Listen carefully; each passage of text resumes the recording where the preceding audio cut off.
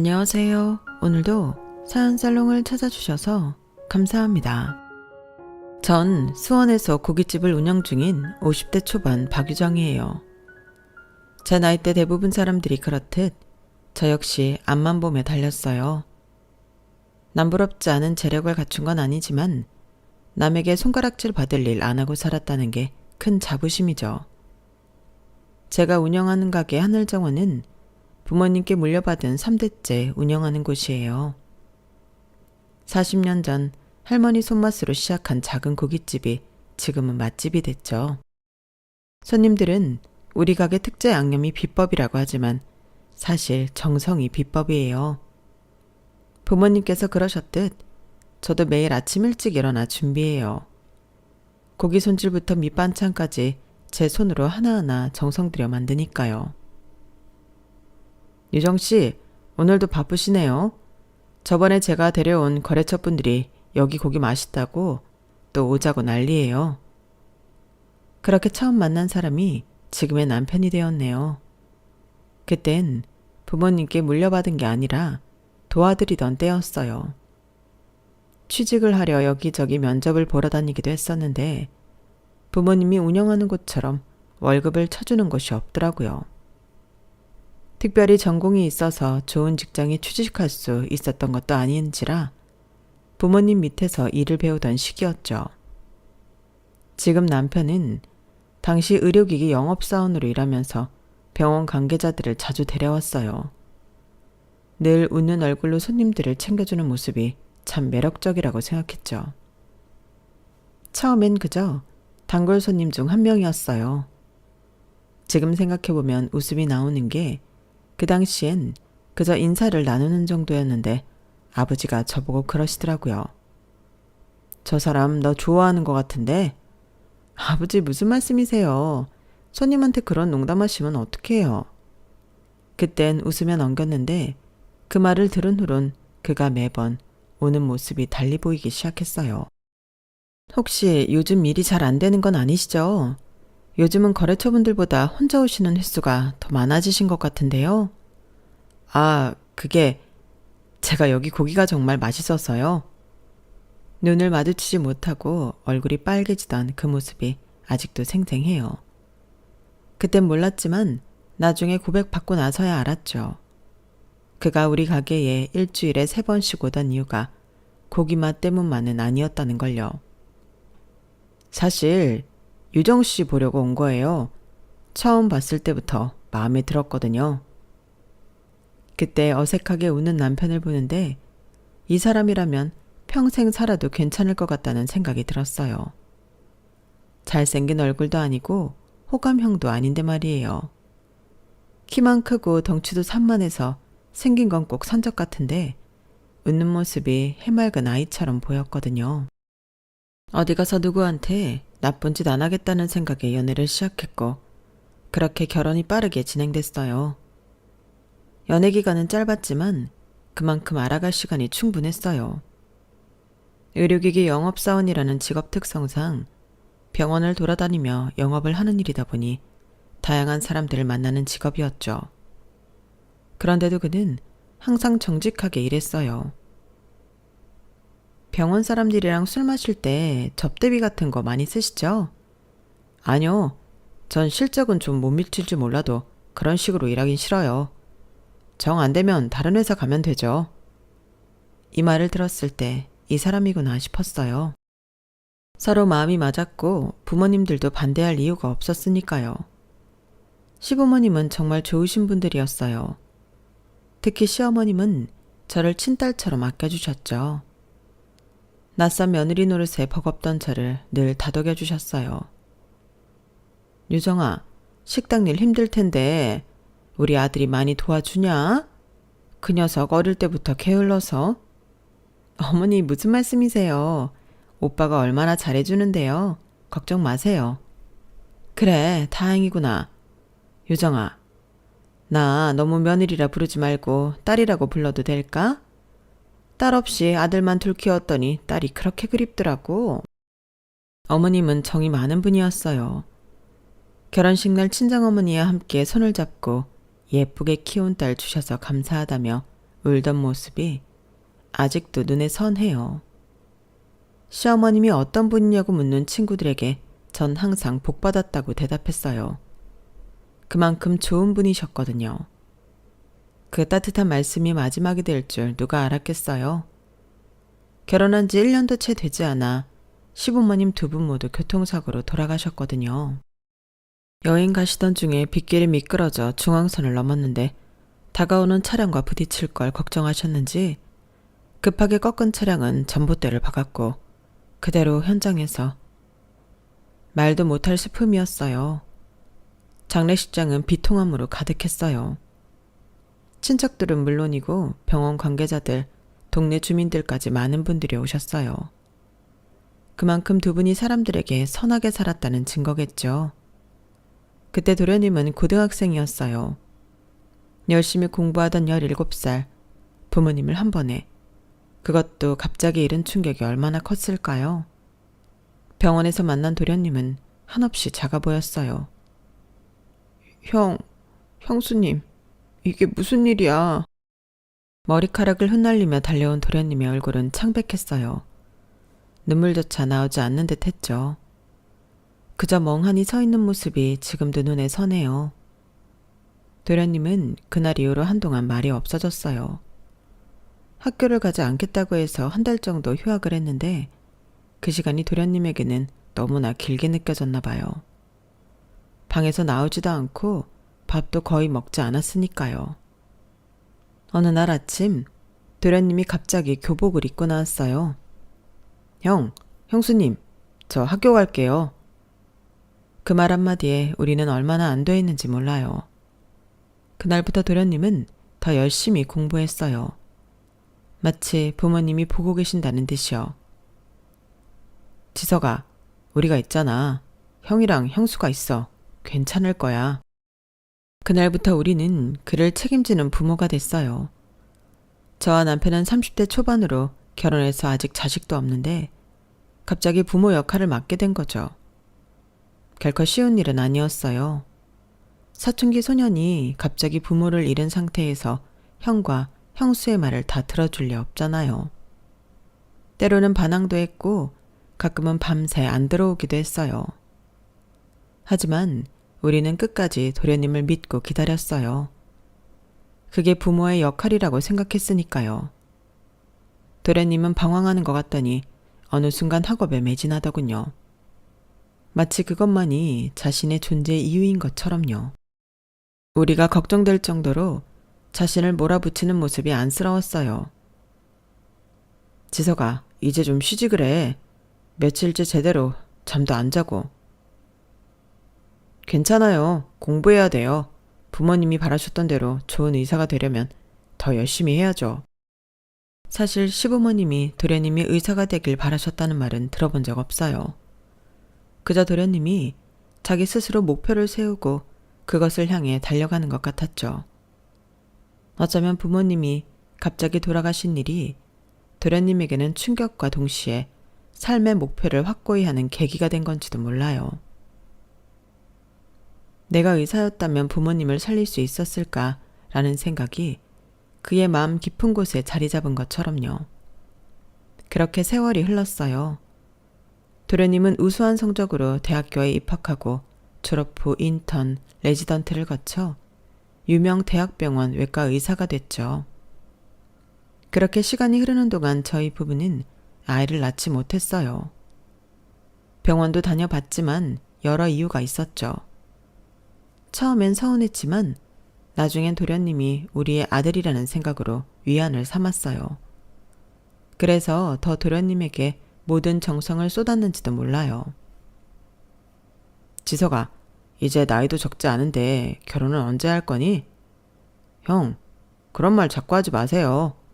저 아직 교수 되기 전엔 생각 없다고 했잖아요. 결혼 얘기만 나오면 토라지던 도련님이었어요.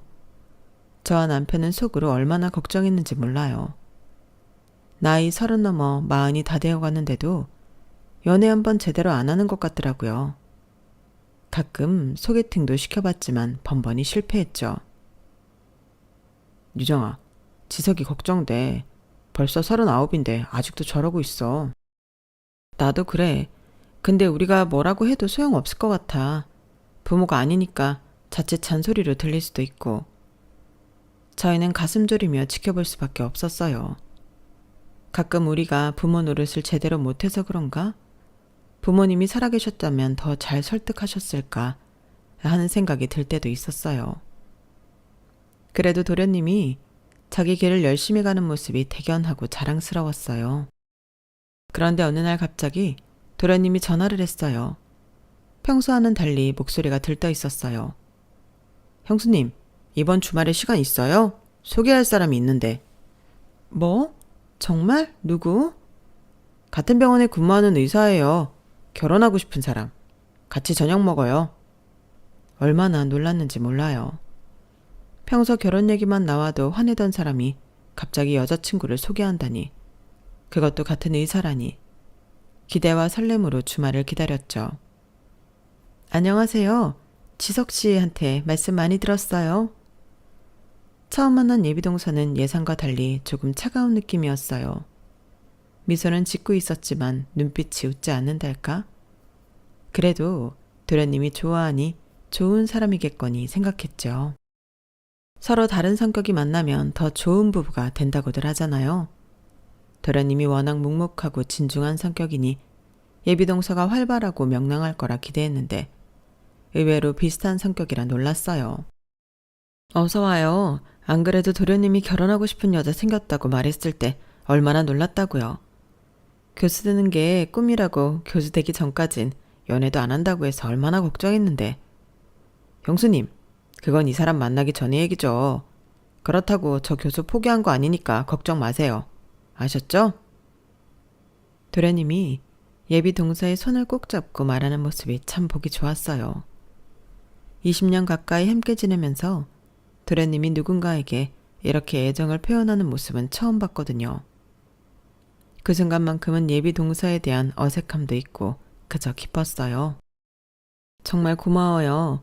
결혼 생각 없던 우리 도련님 결혼한다 마음 잡게 만들어주고 하고 싶던 꿈도 계속 꾸게 만들어주고. 이런 걸 두고 천생연분이라고 하나 봐. 그치? 이제 죽어도 여한이 없다. 당신은 이 좋은데 왜 죽는다는 소리를. 아니, 그렇잖아. 부모님 사고로 돌아가시면서 막내 눈에 밟혔을 텐데 지 좋은 공부한다는 걸 우리가 막지 못하니 결혼하라고 독촉도 못하고.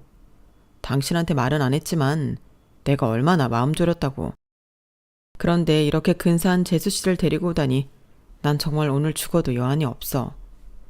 저희는 정말 기뻤어요. 드디어 도련님이 가정을 꾸릴 수 있다는 생각에요. 하지만 예비동서는 어딘지 모르게 계속 자리에서 불안해 보였어요. 도련님이 화장실에 간 사이 저는 예비동서와 조금이라도 더 친해지고 싶어 말을 걸었어요. 아, 미안해요. 사람 불러놓고 너무 우리끼리만 얘기했죠? 혹시 불편해요? 네? 아니요. 아까부터 자꾸 두리번거리길래 혹시 화장실 가고 싶어서 그래요? 여자 화장실은 저쪽이에요. 네? 아니에요. 괜찮아요. 그때는 몰랐어요. 예비동서가 우리 고깃집에 앉아있는 것 자체가 불편했다는 걸요. 나중에 생각해보니 처음부터 신호가 있었던 거죠. 고기를 별로 먹지 않는다던가 자꾸 창문 쪽을 보며 환기가 잘 되는지 묻는다든가. 하지만 그때 그전 자리가 자리인 만큼 긴장돼서 그럴 거라고 생각했을 뿐이었어요. 그런데 같이 지내보니 저처럼 남들에게 피해 안 주고 사는 걸 당연하게 생각하는 사람만 있지 않다는 걸 새삼 알게 되었네요. 장사하는 사람이 설마 나이 50 넘어 그걸 처음 알았냐고 하실 수 있지만 손님으로 만나는 것과 가족으로 만나는 건 전혀 다르다고 미리 말하고 싶은 심정이에요. 어릴 때부터 고깃집 운영하는 부모님 밑에서 자라 술 드시고 실수하시는 분들. 아니, 맨정신에도 뭐 하나라도 더 서비스 받으시려는 분들 보면서 세상이 호락호락하지 않다는 걸 왜 몰랐겠어요. 그래도 그건 남이니까 그럴 수 있다고 생각했던 것 같아요. 가족은, 주변 지인은, 친구는 내가 원해서 나와 결이 맞는 사람들과 어울리니까요. 그런데 한 치 건너 두 치라고 남편과 서방님, 아니 정확히 동서는 또 다른 가족이 아닌 가족이더라고요. 설마 했는데 한번 제대로 뒤통수 맞고 나니까 이건 인간이 아니구나 확실하게 깨달았죠. 지금 생각해도 어이가 없어요. 배울 만큼 배운 사람이 어찌 그리도 철이 없는지. 처음부터 그런 사람이었는데 어쩌면 저는 가족이라는 테두리에 쌓여 잘못 본 거라고 생각하고 싶었는지 모르겠네요. 도련님과 예비동서의 결혼식은 예상보다 빨리 진행됐어요. 만남을 가진 지 반년 만에 서둘러 결혼을 하더라고요. 그때만 해도 저는 행복했어요. 시부모님 일을 겪고 나서 한참 힘들었던 도련님이 제 발로 가정을 꾸리고 행복해하는 모습을 보니 정말 다행이라고 생각했거든요. 그동안 형수 노릇을 넘어 엄마 노릇까지 겸하면서 키운 도련님이 이제 제 손을 떠나 새로운 가정을 꾸린다는 게 시원섭섭하기도 했지만요. 결혼식 날 사람들은 신부 쪽이 많이 왔다고 했어요. 그도 그럴 것이 동서와 동선의 부모님이 의사이다 보니 대학병원 원장님부터 의사협회 회장님까지 제가 봐도 내노라 하는 분들이 많이 오셨더라고요. 저는 약간 긴장되기도 했지만 그래도 도련님이 좋은 가문에 들어간다는 생각에 기뻤어요. 형수님, 사진 찍으러 오세요. 가족 사진이요.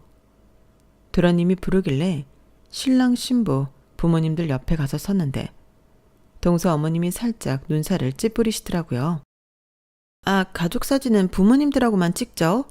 형님은 친구분들하고 찍으시면 될 것 같은데. 그때는 별 생각 없이 아, 네, 그럴까요? 하고 물러났는데 지금 생각해보면 그때부터 미묘한 신호가 있었던 거예요. 저와 남편은 도련님에게 부모 역할을 해왔는데 결혼식에서는 진짜 가족이 아니라는 느낌을 받았달까요? 아무튼 결혼식은 잘 마쳤고 신혼여행까지 다녀온 두 사람은 서울 강남에 신혼집을 차렸어요. 의사부부다 보니 병원과 가까운 곳으로 정했다고 하더라고요. 수원에서 서울까지는 좀 거리가 있지만 그래도 자주 보자고 약속했죠. 그리고 첫 명절이 다가왔어요. 설날이었는데 아무래도 저희 집에서 차례를 지내야 했어요.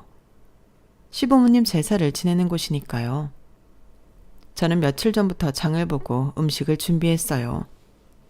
아무래도 처음 맞는 명절에 도련님, 아니 이제는 서방님과 동서가 오니 더 정성을 들였죠. 와, 형님 대단하세요. 이 많은 음식을 언제 다 하셨어요? 동서가 식탁에 가득 차려진 음식을 보며 말했어요. 얼핏 듣기엔 칭찬 같았지만 뭔가 미묘하게 다른 뉘앙스가 느껴졌어요. 역시 장사하시는 분은 손이 크시네요. 저희 집 음식은 양보다는 질로 승부하거든요. 어머님이 항상 적게 먹더라도 좋은 걸 먹어야 한다고 하셔서. 순간 말문이 막혔어요. 제가 준비한 음식의 질이 떨어진다는 뜻인가? 그래서 직접 물어봤죠. 동서, 혹시 내가 준비한 음식이 맛이 없다는 뜻이야? 아니요, 그런 뜻이 아니라 저희 집은 음식을 조금만 해서 그게. 설마요. 형수님 음식이 어떻게 맛이 없을 수 있어요? 항상 최고라고 제가 말하잖아요. 그리고 형수님이 싸주시는 반찬 덕분에 제가 얼마나 잘 먹는데요. 이 사람이 입이 짧아서 많이 못 먹거든요. 그래서 그럴 거예요. 이거 많이 한 거 아니야. 거의 내가 다 싸갈 거야. 서방님이 재빨리 끼어들었어요. 분위기가 싸해질 뻔했지만 서방님 덕에 넘어가게 되었죠. 하지만 저는 미묘하게 기분이 상하더라고요. 그런데 마음에 안 두기로 했어요. 나이 차이 나는 동서가 철없이 한 말에 일일이 신경 쓰면 제가 또 나이답지 못한 행동하는 것 같았으니까요. 형수님, 매번 고마워요. 역시 형수님밖에 없어요. 장모님도 음식 잘하시지만 아직 저는 형수님이 해준 반찬이 더 입맛에 맞거든요. 와서 도와야 하는데 돕지도 못하고 이렇게 바다만 가서 미안해요, 형수님. 서방님의 그 말에 동서의 표정이 살짝 굳어지는 것을 놓치지 않았어요. 하지만 대수롭지 않게 생각했어요. 도우러 와야 하는데 그러지 못했으니 편하게 웃을 수 있는 입장이 아니라고 생각했던 거죠. 그렇게 명절이 지나고 서방님 생일이 다가왔어요. 저와 남편은 선물을 사들고 서울 강남에 있는 서방님네 집으로 향했죠. 처음 가보는 집이라 설레기도 했어요. 동서가 어떤 음식을 준비했을지 집 분위기는 어떨지 궁금했거든요. 어서 오세요, 형님. 멀리서 오시느라 고생하셨어요. 아, 뭘. 우리 서방님 생일인데 당연히 와야지. 집에 들어서자마자 느낀 건 깔끔하면서도 고급스러운 인테리어였어요. 역시 의사부부라 그런지 집안 곳곳에서 품격이 느껴졌죠. 저는 솔직히 좀 위축됐어요. 우리 집은 실용적이고 편안한 스타일이라 이런 세련된 분위기와는 거리가 멀거든요. 자, 오늘은 특별한 날이니까 특별한 와인을 준비했어요. 동서가 와인 한 병을 꺼내며 말했어요. 라벨을 보니 외국어로 뭐라고 쓰여 있는데 저는 읽을 수도 없었어요. 이건 프랑스 보르도 지방의 샤토 라피트 와인이에요. 일반 마트에서는 구할 수 없고 병원 VIP 고객들만 아는 수입차를 통해 특별히 구했어요. 형님, 입맛에 맞을지 모르겠어요? 와, 정말 특별한 와인이네. 사실 나는 와인을 잘 모르기도 해서 입맛에 맞다 안 맞다 하기도 뭐하네. 소주나 맥주가 더 익숙해서. 저는 솔직하게 대답했어요. 굳이 아는 척할 필요도 없고 제 가게가 고급 레스토랑이 아닌 대중적인 고깃집이라는 건 사실이니까요. 아, 그렇군요. 괜찮아요, 형님. 이런 와인은 입에 맞지 않으실 수도 있어요. 좀 고급 와인은 처음엔 쓰고 떫게 느껴지거든요. 익숙해져야 진가를 알 수 있는. 자기야, 형수님도 충분히 와인 맛을 아실 거야. 떫다 달다 쓰다 말이 많아도 결국 맛있는 술은 마시는 법이니까. 그쵸, 형수님? 다시 한번 서방님이 끼어들었어요. 하지만 이번엔 저도 가만히 있지 않았죠. 동서, 혹시 내가 장사하는 사람이라 품격이 없다고 생각하는 거야? 네? 아니에요. 절대 그런 뜻이 아니었어요. 그냥 와인에 대한 설명을 드리려고. 설명은 고맙지만 나도 호텔 레스토랑에서 식사해 본 적 있고 와인도 마셔봤어. 가게에서 장사한다고 고급 문화를 모르는 건 아니야. 죄송해요, 형님. 제가 말실수를 했네요. 동서가 사과했지만 그 눈빛에서 진심을 느낄 수 없었어요. 오히려 민감하게 반응한다는 듯한 표정이었죠. 그날 저녁은 묘하게 어색한 분위기 속에서 끝났어요. 집으로 돌아오는 길에 남편에게 물었죠. 여보, 나 오늘 너무 예민하게 굴었을까? 아니, 당신 말이 맞아. 재수 씨가 은근히 사람 이상하게 만드는 재주가 있는 것 같아. 나도 듣는데 기분이 묘하더라고. 우린 장사하니까 비싼 술 먹어도 모른다는 거야, 뭐야. 잘했어. 내가 속이 다 시원하더라고. 그치, 나만 그렇게 느낀 게 아니었네. 그 후로 서방님네와 몇 번 더 만났는데 그때마다 동서의 미묘한 태도가 느껴졌어요. 특히 가족여행 얘기가 나왔을 때였죠. 형수님, 다음 달에 가족여행 어떠세요? 제주도 3박 4일로 생각 중인데. 서방님이 제안했어요. 저는 당연히 좋다고 했죠. 오랜만에 가족여행이라니. 생각만 해도 즐거웠으니까요. 저희가 슬슬 스케줄 정해지는 대로 알려드릴게요. 가게야 며칠 문 닫으면 되지만 저희 일정은 다른 의사야 맞춰야 해서요. 동서의 말이 미묘하게 들렸어요. 마치 장사는 하루 이틀 쉬어도 아무렇지 않지만 의사는 하루 쉬려 해도 수술이나 환자 스케줄을 고려해야 해서 상당히 힘들다는 뉘앙스로 무시하는 것 같았거든요. 그래, 동서나 서방님 수술이나 환자 일정 봐야겠지. 힘든 거 알아. 그런데 나도 마찬가지야. 장사가 손님과 약속인데 아무 말 없이 하루 이틀 문 닫으면 단골 손님 다 잃는 거야. 일정 잡히는 대로 말해줘. 되도록 주말은 피해줬으면 좋겠어. 이왕이면 금요일보단 월요일 쉬는 게 더 좋고. 주방장한테 맡기고 가더라도 손님 많은 날은 내가 있어야 마음이 편하거든. 아, 네, 그렇군요. 일정 잡히는 대로 알려드릴게요. 하루 이틀 문 닫는다고 큰일 날 줄 몰랐네요. 그날 이후로 여행 계획은 흐지부지 됐어요. 서방님은 계속 연락했지만 동서는 점점 저희와 거리를 두는 것 같더군요. 어쩌면 제가 너무 직설적으로 말해서 기분이 상했을지도 모르겠다는 생각도 들었죠. 여보, 내가 너무 심했나 동서한테? 아니야, 당신이 할 말은 했지. 사실이잖아. 누가 놀러 간다고 장사하면서 마음대로 문을 닫아. 당신 여행 가고 싶어서 그래? 우리 둘이 어디 가까운 데라도 다녀올까? 남편의 말에 위안을 얻었어요. 하지만 한편으론 마음이 불편하더라고요. 일정 말해주면 주방장한테 말하고 시던가 안 된다고 그때 말하던지 하면 되는데 괜히 유치하게 굴었나 싶은 그런 마음 있잖아요. 나이 차이 얼마 안 나는 동서지간이었거나 부모님을 대신하는 형님이 아니었다면 차라리 마음이 편했을 것 같아요. 상황이 상황인지라 저 역시 애매한 상황이 되면 참지 못하고 할 말 해놓고 시간이 지나면 괜한 소리 했나 싶은 고민에 빠지게 되더라고요. 그렇게 또 몇 달이 지났어요. 서방님네와의 관계는 겉으로는 무난했지만 속으로는 늘 어색함이 있었죠.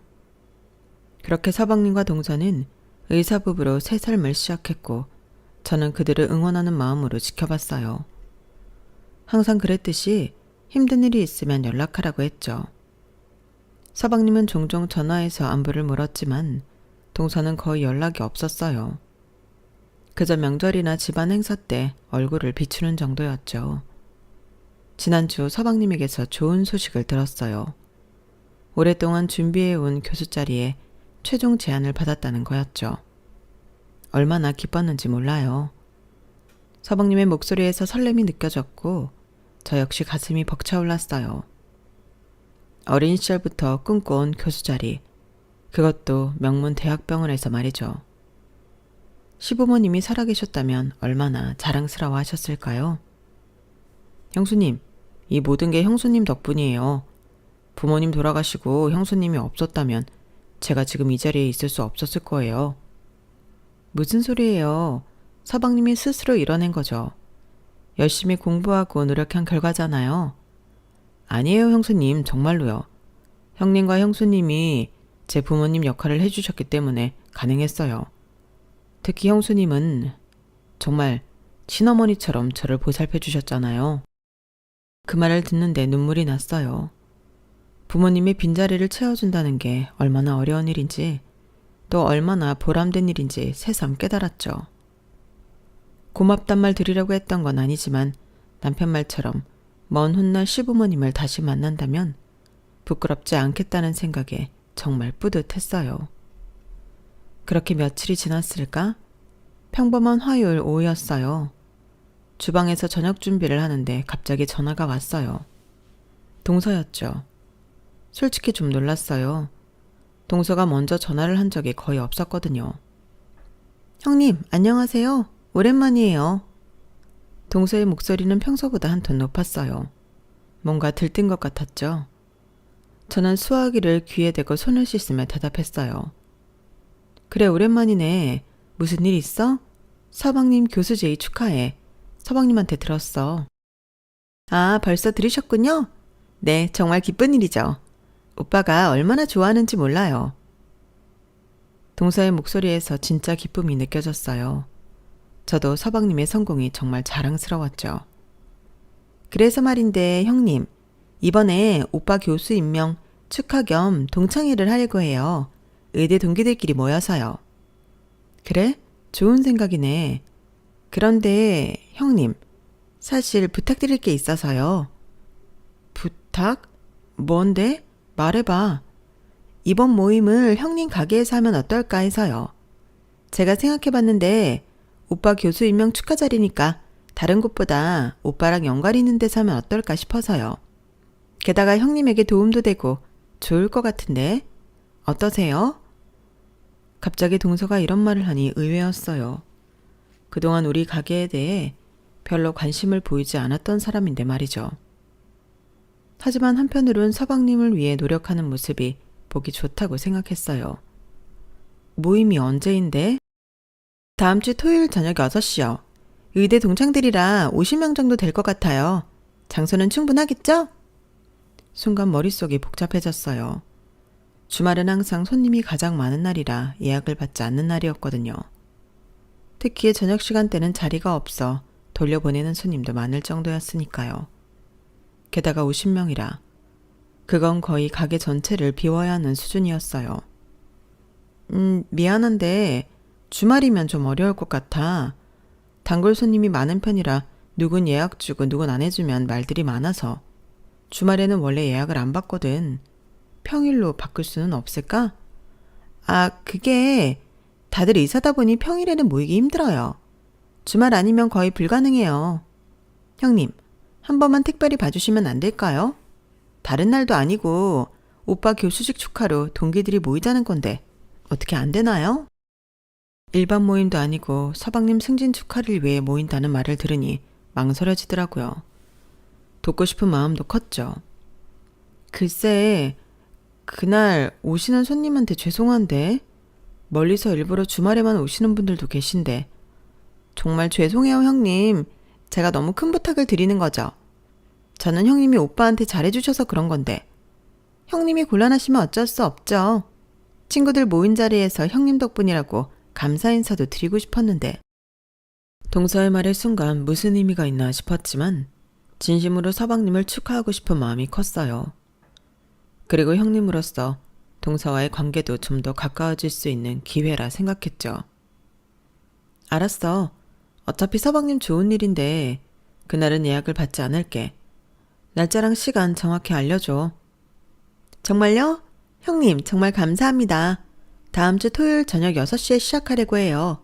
50명 정도 될 것 같아요. 그래 알았어. 다른 손님들에게 미리 공지하고 준비할게. 특별한 메뉴가 필요하면 미리 말해줘. 네, 형님이 잘해주시는 소고기 특선으로 준비해주시면 돼요. 고마워요 형님. 형님네 고기 맛있으니까 다들 좋아할 거예요. 그래, 생각해줘서 고마워. 토요일날 보자. 네 형님 들어가세요. 전화를 끊고 나서 바로 주방장과 직원들을 불러 모았어요. 다음 주 토요일 저녁 예약 상황을 설명하고 특별 메뉴와 추가 인력 필요성에 대해 의논했어요. 토요일은 원래 예약을 받지 않는 날이라 직원들도 조금 당황했지만 가족 일이라고 하니 다들 이해했죠. 그날부터 준비가 시작됐어요. 50명을 위한 고급 소고기를 미리 주문하고 특별 메뉴를 구상하고 그날 필요한 직원들을 추가로 고용했어요. 한 번에 많은 인원을 챙기려면 일손이 부족할 것 같았거든요. 모자르지 않게 넉넉하게 주려면 평소보다 더 많은 식재료를 준비해야 했고 가게 구조도 50명이 함께 앉을 수 있도록 재배치했죠. 생각보다 일이 많았어요. 그래도 서방님을 위한 일이니 즐거운 마음으로 준비했네요. 모임 전날 특별 메뉴를 미리 체크하고 준비하느라 하루 종일 바빴어요. 장사까지 병행하면서 준비해야 했으니 더 정신없었죠. 그런데 저녁 장사를 시작할 무렵 동서에게서 전화가 왔어요. 형님, 저예요. 동서. 걱정돼서 전화한 거야? 차질 없이 준비하고 있으니까 걱정할 거 없어. 소고기도 제일 좋은 걸로 준비했어. 특 A급이라 원래 가격보다 더 받아야 하지만 특별히 동서 동기를 위해 내가 준비했으니 맛있게 먹어만 주면 돼. 그러셨어요? 그런데 죄송해서 어쩌죠? 죄송하다니 뭐가? 동서의 목소리가 어색했어요. 왠지 불길한 예감이 들었죠. 그게 장소가 바뀌었어요. 횟집으로요. 순간 귀를 의심했어요. 하루 전에 갑자기 장소를 바꿨다고? 이미 모든 준비가 끝난 시점에? 뭐라고? 무슨 말이야 그게? 정말 죄송해요 형님. 친구들이랑 얘기하다 보니 아무래도 고기 냄새가 옷에 배인다고 다들 왜 그런 데 잡았냐고 핀잔을 줘서요. 아무래도 의사들이 모이는 자리니까 좀 그렇다고. 깔끔하고 격식 있는 자리에서 보는 게 당연한 거 아니냐는데 제가 할 말이 없었어요. 죄송해요 형님. 그래서 급하게 강남에 있는 횟집으로 바꾸게 됐어요. 어이가 없었어요. 고기 냄새? 의사들이 모이는 자리? 마치 제 가게가 격이 떨어지는 것처럼 말하는 느낌이었어요. 그리고 이미 모든 준비를 다 했는데 특별 주문한 고기, 추가 고용한 직원들, 손님들에게 미리 공지한 휴업. 모든 게 물거품이 됐어요. 동서, 지금 농담하는 거지? 우리가 얼마나 준비했는지 알아? 이미 특별 메뉴 재료도 다 들여놨고 내일 예약한 손님들도 다 돌려보냈어. 이게 무슨 짓이야? 형님, 화나시는 거 충분히 이해해요. 하지만 저도 어쩔 수 없었어요. 원래 예약 없이도 주말에 손님 많다고 하셨으니 크게 문제 없으실 거잖아요. 그쵸? 뭐? 그걸 지금 말이라고 해? 동서, 분명히 말하는데 지금 한 일들 후회하게 될 거야. 제가 화난 목소리로 단호하게 말하는데도 동서는 아랑곳하지 않더군요. 말로는 죄송하다고 하는데 빨리 전화를 끊고 싶어 한다는 게 수화기 너머로 전해졌기 때문이에요. 그렇게 전화를 끊고 나니 온몸에서 힘이 빠져나가는 느낌이었어요. 그동안 느꼈던 동서의 미묘한 태도들, 그게 우연이 아니었구나 싶었죠. 동서는 정말로 저를 무시하고 있었던 거예요. 장사를 해본 사람이면 노쇼가 얼마나 우라통 터지는 일인지 아실 거예요. 근데 전 그걸 남이 아닌 가족에게 당했죠. 그것도 저를 무시하는 나이 어린 동서에게요. 어떻게 해야 할지 머릿속이 복잡해졌지만 저녁 장사가 시작돼서 아무것도 할 수 없었죠. 가게를 마무리하니 자정을 넘긴 시간이라 서방님에게 말해 따질 수도 없었고요. 그날 밤 잠을 이루지 못했어요. 머릿속에 온갖 생각이 교차했죠. 처음엔 화가 났어요. 어떻게 이럴 수 있지? 가족을 이렇게 대해도 되는 건가? 하는 생각으로요. 그 다음엔 슬펐어요. 내가 뭘 잘못했나? 정말 내 가게가 그렇게 부끄러운 곳인가? 하고요. 그렇게 뜬 눈으로 밤을 지샜네요. 그날 아침은 평소와 다를 것 없이 가게 오픈 준비로 바쁘게 시작됐어요. 주방에서 밑반찬을 손질하는데 가슴 한켠이 무거웠죠. 어제 동서의 전화로 인해 밤새 잠을 설친 터라 눈이 부어 있었는데 남편은 평소보다 조심스럽게 대해주는 게 느껴졌어요. 아침을 대충 먹이고 보내고 나니 마음이 더 복잡해지더군요. 주방에서 칼질하고 있는데 종업원이 주방 입구에서 머뭇거리며 서 있는 게 보였어요. 사장님, 손님이 오셨는데요. 지금 장사 준비 중이라 손님 응대하기 어렵다고 말해줘. 아직 오픈 전이잖아? 그게 손님이 아니라 사장님 동서라고 하시는데. 순간 손이 들고 있던 칼을 도마에 내려놓았어요. 동서가 여기 왔다니. 예상은 했지만 생각보다 빠르게 움직였다 싶었어요. 점심 오픈까지 1시간도 안 남았으니 마무리를 지어야겠다 싶더라고요. 어디 있어? 홀에 앉아 계세요. 주방 앞치마를 벗으며 홀로 나갔어요. 아직 문도 열지 않은 가게 안 구석 테이블에 동서가 앉아 있었어요. 놀랍게도 평소와는 달리 화장기 하나 없는 얼굴이었고 부어 있었어요.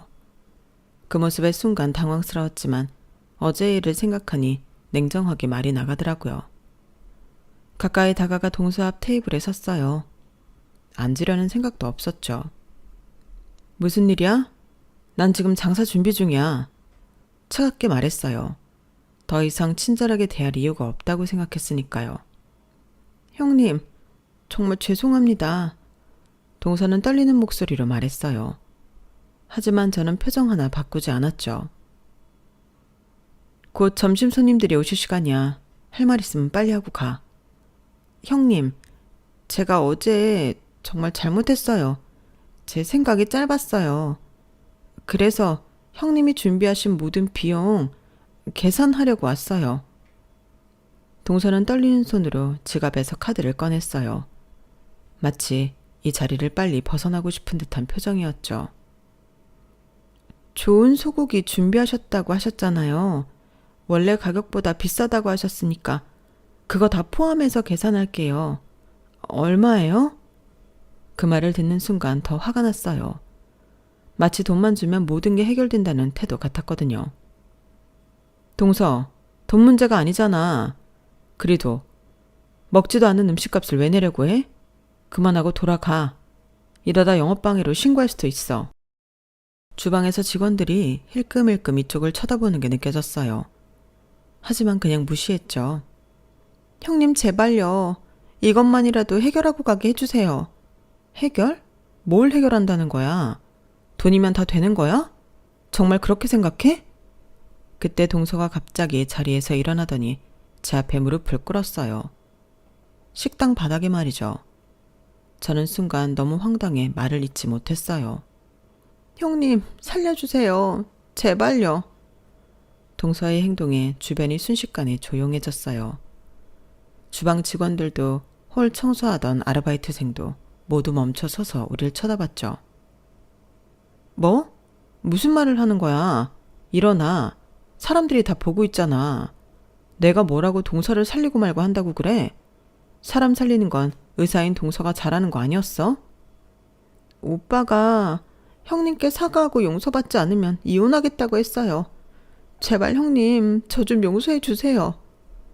동서가 찾아온 이유를 이실직고 하자 아침 일이 떠올랐죠. 새벽녘에 서방님에게 문자로 동서 모르게 가게로 오라고 했던 일이요. 서방님은 이른 새벽부터 문자를 보내는 저에게 당황하셨는지 단 20분 만에 가게에 도착하더군요. 아직 문도 열지 않은 가게 안으로 들어선 서방님의 얼굴엔 걱정이 가득했죠. 형수님, 무슨 일 있으세요? 한 번도 이러신 적 없는데 말씀하신 대로 말 안 하고 나왔어요. 왜요? 그 사람 알면 안 되는 무슨 일이라도 있는 거예요? 형한테 무슨 일 생겼어요? 저는 곧장 본론으로 들어갔어요. 더 이상 이 상황을 끌고 가기 싫었으니까요. 어제 동서한테 전화 받았어요. 동창회 장소를 바꿨다고. 네? 동창회요? 몰랐어요. 지난주에 동서가 전화해서 서방님 교수 축하 겸 의대 동창회를 우리 가게에서 하고 싶다고 했어요. 50명이나 온다고 해서 토요일 장사를 포기하고 준비했는데 어제 갑자기 횟집으로 바꿨다며 전화가 왔어요. 이유는 고기 냄새가 옷에 배서라고요. 서방님의 얼굴이 순식간에 굳어졌어요. 눈동자가 흔들리더니 고개를 푹 숙였죠. 말도 안 돼요. 그게 무슨 고기 냄새가 배은데고 취소하다니 저는 모르던 일이에요. 정말 그 사람이 그랬어요? 서방님, 제 성격 몰라요? 제가 이런 걸로 거짓말할 사람으로 보였어요? 아니요, 형수님. 제 말은 그게 아니라 그 사람이 그렇게 할 이유가 없는데 왜 그런... 서방님은 말없이 주먹을 꽉 쥐었어요. 얼마나 충격받고 화가 났는지 손등에 핏줄이 다 보일 정도였죠. 나도 모르죠, 그 이유는. 나한테 전화해서 서방님 교수직 축하 자리를 의미 있는 데서 하고 싶다고 주말 예약 안 된댔는데 사정 하길래 받아준 것뿐이에요. 50명 예약이라 특별히 소고기도 더 주문하고 직원도 더 고용했어요.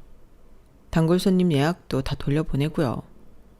그런데 하루 전날 저녁에 와서 의사들이 모이는 자리라 격이 안 맞는다고 취소했으니 정확한 이유는 동서만 알겠죠. 형수님, 정말 죄송합니다. 제가 당장 얘기해서 그럴 필요 없어요. 형수님, 서방님, 난 밤새 많은 생각을 했어요. 결론은 이제 동서와는 거리를 두고 싶어요. 알고 있을지 모르겠지만 비단 이번 일뿐만 아니에요. 이미 지난 일 하나하나 거론해 뭐 하겠어요. 내가 시어머니도 아니고 내가 동서를 데리고 살 것도 아니니 이젠 안 보고 살아야겠어요. 솔직히 남남이니까 서방님 잘 살고 행복하게 지내는 걸 멀리서라도 볼 수 있다면 그걸로 충분해요. 형수님, 그렇게 말씀하시면 너무 가슴이 아파요. 형수님은 제게 어머니 같은 분이에요. 형수님이 아니었다면 제가 지금 여기 없었을 거예요. 그런 서방님을 보고 있자니 가슴 한켠이 아려오더군요. 하지만 이미 돌이킬 수 없는 강을 건넜다고 생각했어요. 그래서 긴 말 할 거 없고 할 말 했으니 서방님도 어서 집에 들어가 출근 준비를 하고 돌려보냈죠. 동서의 무릎을 꿇은 모습을 보니 서방님이 집에 가서 얼마나 강경하게 나왔는지 짐작이 갔어요. 그래도 이혼이라니 너무 심하게 나간 건 아닐까 걱정이 되기도 했죠. 이게 이렇게 큰일이 될 거라고 생각도 못했어요. 그냥 횟집이 더 분위기 있을 것 같아서 형님 가게가 나쁘다는 게 아니라. 일어나, 여기서 그러지 말고 손님 오면 어떡하려고.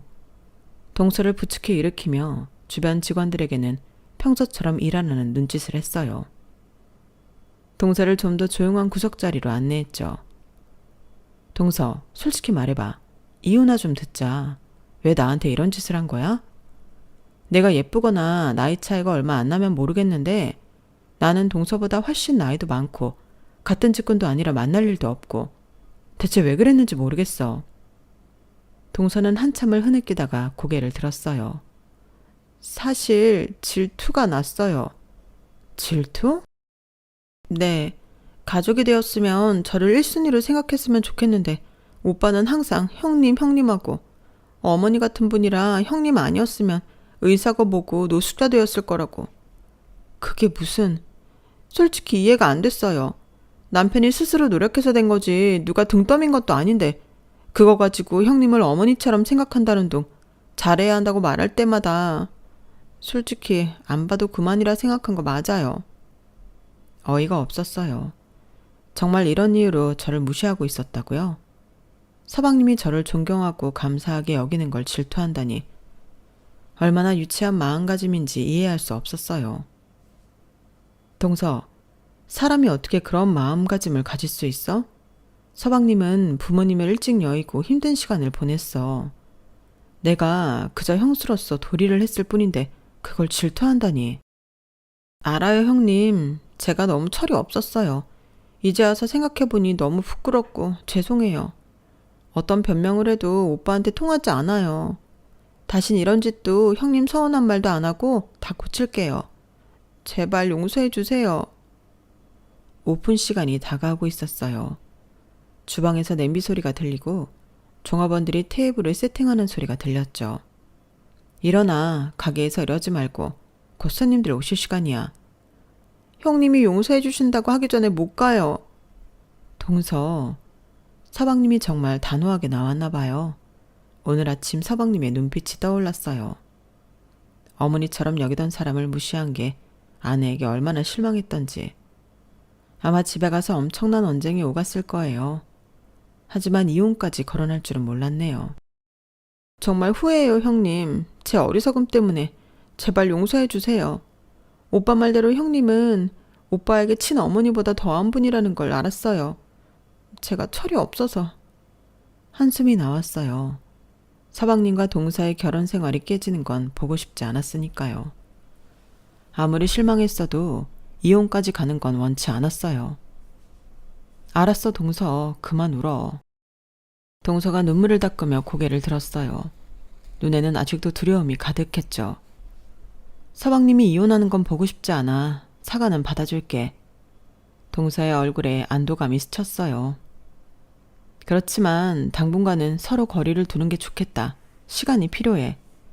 네, 형님 이해해요. 제가 카드라도. 동서는 다시 카드를 꺼내들었어요. 처음엔 거절하려 했지만 문득 생각이 바뀌었죠. 노쇼에 대한 대가는 치르는 게 맞을 것 같았거든요. 그래, 소고기 값은 계산해야지. 노쇼도 결국 장사니까. 동서는 안도의 한숨을 내쉬며 카드를 내밀었어요. 어쩌면 이걸로 마음의 짐을 덜고 싶었던 걸지도 모르겠네요. 직원을 불러 카드기를 가져오게 했고 소고기 값과 직원 인건비를 포함한 금액을 청구했어요. 정말 감사합니다, 형님. 용서해 주셔서. 이제 카드 긁었으니 너도 내게 빚진 게 없고 나도 너를 확실히 용서한 거야. 그러니 서방님과도 화해하고 행복하게 살아. 네, 형님. 정말 죄송했어요. 동서가 떠난 후 저는 한동안 자리에 앉아 생각에 잠겼어요. 주방으로 돌아가 다시 음식 준비를 하면서도 마음 한구석이 여전히 불편했죠. 동서의 사과가 진심인지 아니면 그저 이혼을 면하기 위한 것인지 의문이 들었어요. 사람이 그렇게 쉽게 바뀔 수 있을까요? 그날 저녁 서방님에게 문자가 왔어요. 형수님, 정말 감사합니다. 아내가 많이 반성하고 있습니다. 라는 내용이었죠. 저는 동서가 긁은 카드값을 그대로 송금했어요. 서방님, 돈은 받을 수 없어요. 동서는 철이 없지만 나쁜 사람은 아닌 것 같아요. 잘 다독여 살아요. 라는 메시지와 함께요. 서방님은 여러 번 사양했지만 결국 제 고집을 이기진 못했어요. 그렇게 표면적으로는 화해가 된 것 같았지만 마음속으로는 여전히 동서를 가까이 하고 싶지 않았어요. 철없는 질투로 가족을 이렇게 상처 준 사람이 과연 진심으로 변할 수 있을까요? 남편에게는 이런 깊은 생각을 말하지 않았어요. 그저 이렇게 처신하면 남들이 들어도 손가락질 받지 않겠지? 라고 물었을 뿐이죠. 남편은 자랑스럽게 웃으며 제 어깨를 토닥였어요. 당신은 항상 현명해. 그리고 난 그런 당신이 100배, 1000배 자랑스러워. 그 말을 들으니 조금 위안이 됐어요. 어떤 관계든 시간이 필요하겠죠. 지금은 상처가 아물 때까지 거리를 두는 게 최선이라 생각했어요. 가족이라는 이름으로 모든 걸 덮고 넘어가는 것보다 솔직하게 마음의 거리를 인정하는 편이 더 건강한 관계로 가는 길일 테니까요. 제 이야기는 여기까지입니다. 들어주신 분들 오늘 하루도 행복하세요. 여러분, 사연 댓글에 응원과 현명한 조언 부탁드려요. 좋아요와 구독은 저에게 큰 힘이 됩니다. 오늘도 좋은 일 가득하세요.